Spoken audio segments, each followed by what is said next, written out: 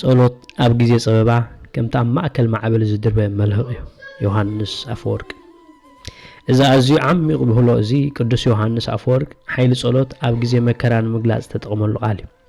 እዚ ቃል እዚ መብዛሕትኡ ግዜ ኣብቲ ብዛዕባ ሓይሊ ጸሎት on the power of prayer ዝብል ስብከቱ ወይ ድማ ኣብ ትንተና መዝሙር ዳዊት ዝበሎ እዩ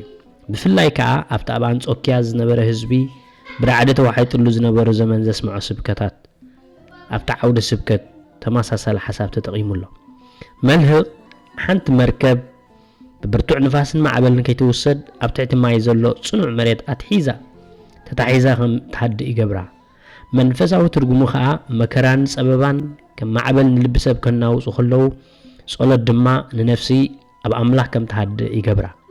ጸሎት እንተዘይሃልዩ ነፍሲ ብማዕበል ተስፋ ምቑራጽን ጭንቀትን ትውሰድ ጸሎት ግን ነታ ነፍሲ ኣብቲ ዘይትናወጽ ከውሒ ዝኾነ ኣምላኽ የጽንዓ ሓንቲ መርከብ መልህቕ እንተዘይብላ እቲ ማዕበል ናብ ኣኻውሕ እናጋጨወ ክሰባብራ ይኽእል እዩ ከምኡ ከዓ ጸበባ ንሰብ ናብ መንፈሳዊ ዕንወት ከብጽሖ ይኽእል እዩ ጸሎት ግን ነታ ነፍሲ ካብቲ ናይ ተስፋ ምቑራጽ ኣኻውሕ ይሕልዋ ስለዚ ጸሎት ንዘይከኣል ነገር ከም ዝከኣል ይገብሮ ንጽንኩር ኩነታት ድማ ይቃልሎ መልህቕ ኣብቲ ሰብ ዘርእዮ ዓሚቕ ባሕሪ እዩ ዝርከብ ግናኸ ነታ ብላዕሊ ማይ ዘላ መርከብ የጽንዓ ጸሎት እውን ንሕና ካብዚ እንሪዮ ጭንቀት ዓለም ወፂና ምስቲ ዘይረአ ሓይሊ ኣምላኽ ከም ንራኸብ ይገብረልና እቲ ማዕበል ኣብ ማእኸል ነፍስና ይጓዝም ይኸውን እቲ መልህቕ ዝኾነ ጸሎት ግን ኣብቲ ሰማያዊ ጸጋ ተተኺሉ ስለ ዘሎ ነፍስና ኣይትናወጽን እያ ጸሎት ንጸበባ ብኡ ንብኡ የጥፍእ ማለት ኣይኮነን ግናኸ እቲ ጸበባ ክሳዕ ዝሓልፍ ትዕግስትን ተስፋን ይህበና ዝጽሊ ሰብ ኣምላኽ ምሳይ ኣሎ ኢሉ ስለ ዝኣምን እቲ ማዕበል ንሓፂር ግዜ ምዃኑ ይፈልጥ ስለዚ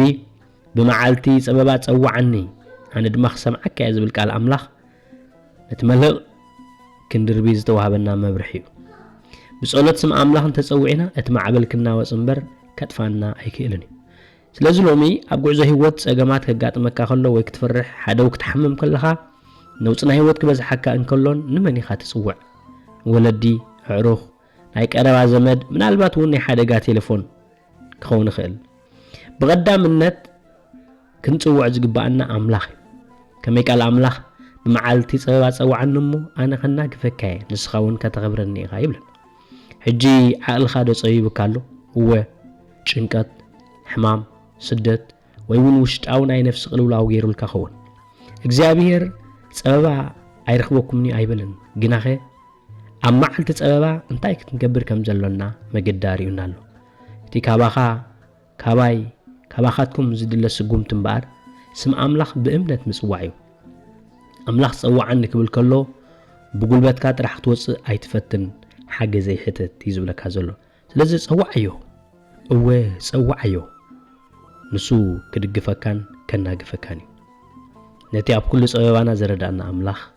ስብሓት ይኹኖ ኣሜን